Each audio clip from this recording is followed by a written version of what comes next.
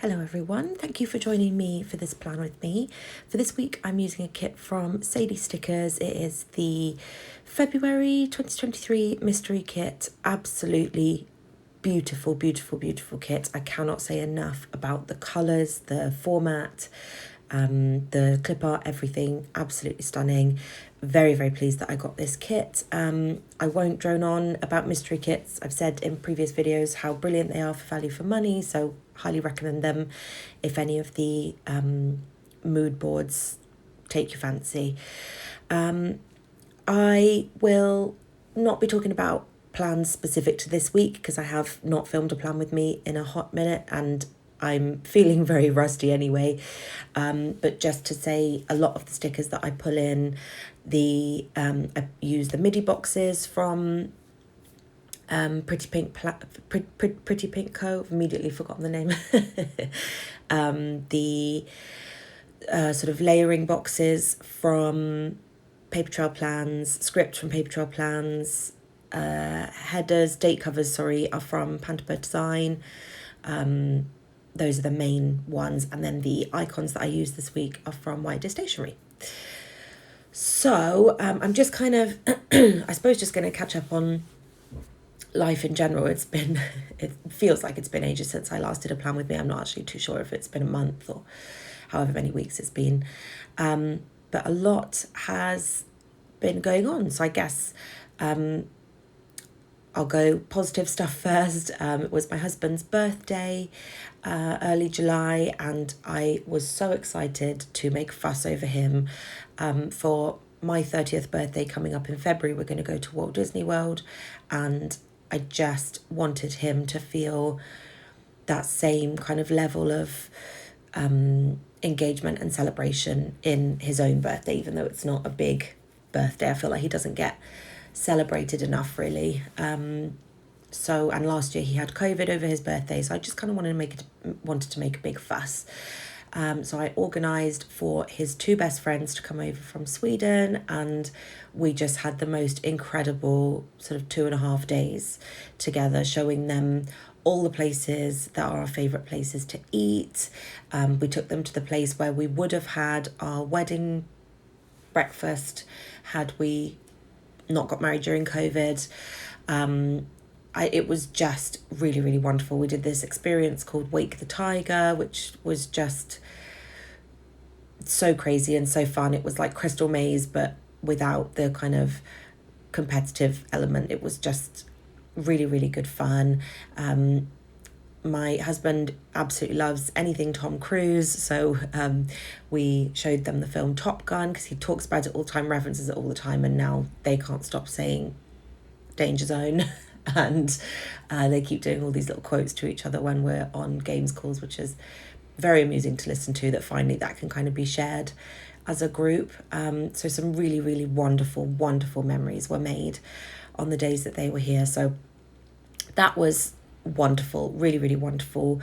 I've had some really lovely times with my sister as of recently. We're actually going to get our haircut together this week. She's going to come over to where I live, and we're going to go together, and just experiences like that are so much fun to do together while she's entering her teen years. So yeah, there has been some really wonderful stuff. I have been offered a new job. I love where I work. I really, really wish there were promotion opportunities where I work at the moment, but unfortunately, because of how the team is structured, until someone leaves, there's not a gap to be filled. So there's not any opportunity there to move upwards. And having changed my career so late in the day, I am keen to push forward and get moving on my actual career path and not kind of sit at the bottom of the ladder for too long. So very exciting to be moving into a HR advisor position alongside my studies. I mean, it will just be perfect to kind of put into practice what I'm learning. So yeah, another definitely positive change. And then the week that I'm actually planning now, we went to see, is the week that Barbie and Oppenheimer both came out in the cinema. We made the poor decision to go and see Oppenheimer. I would not recommend that film at all. It was so boring. It just was not interesting. It didn't sort of keep me on the edge of my seat. I think the trailers and the kind of media fare around it is so completely unjustified. I was expecting something mind blowing, like I was expecting something on in the league of Interstellar. What's the other one? Inception, something, really incredible, and it just wasn't. It was so boring, and I fell asleep. And then, of course, it's about the creation of the nuclear bomb. And of course, I jumped awake at an explosion. But, some of the kind of cinematography was really cool and that sort of stuff. But just so boring. And I was expecting to come out of the cinema and my husband go, oh, that was amazing, you just didn't understand it or whatever. But he came out and said he said it was objectively dull. So definitely not one that we would recommend. But I'm looking forward to seeing the Barbie movie. I'm going to see that with my sister as well. Very, very much looking forward to that. And even though I'm sure that's going to be a letdown as well, it cannot be my expectations of I don't think the Barbie movie is going to be mind-blowing, whereas I really thought that Oppenheimer was going to be some really, really cool film. But there we go. Another thing we did recently is we saw Mission Impossible, Dead Reckoning Part 1. Excellent film. That's a film I cannot recommend enough. But again, we love Tom Cruise films in this house. But we did go and see that with my husband's sister and her boyfriend, and that was really, really good fun. They both have a shared love of Tom Cruise films, so that was nice to do together. But yeah, I guess at the moment we're trying to focus more on family time because some stuff has been going on, and I don't want this to be a really sort of low, heavy plan with me, so I'll very, very lightly go over what's going on. But essentially, in terms of my health, my headaches have been getting a lot worse. The ringing in my ears has been getting a lot worse. And I've booked an appointment with the neurologist because I just want to have it checked out.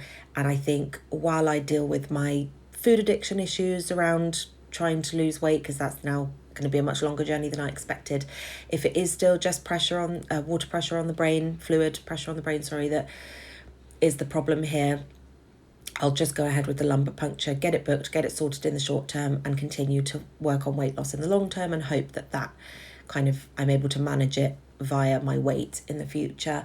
But it's getting really, really bad. So that's kind of been going on. My husband's been very worried about my health the more I kind of talk about symptoms and everything that's going on. So yeah, I'm just exhausted all of the time. I'm trying to do work and studies and get anything else done. And we've got holidays coming up, which is wonderful. It's going to be a really wonderful time. But when you just don't have time, you don't have time to have a break.